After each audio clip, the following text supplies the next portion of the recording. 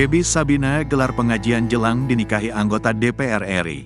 Aktris cantik Baby Sabina terpantau menggelar serangkaian prosesi jelang pernikahannya.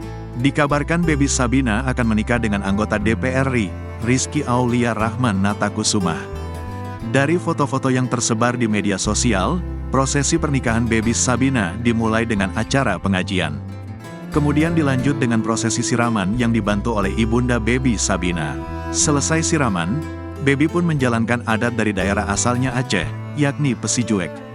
Pesijuek sendiri merupakan ungkapan rasa syukur kepada Tuhan atas segala nikmat dan kebahagiaan yang telah diberikan kepada mereka. Saat pengajian, Baby pun duduk di pelamin khas Aceh bersama kedua orang tuanya. Tampak maxi dress lengan panjang warna putih dengan bordiran warna pink.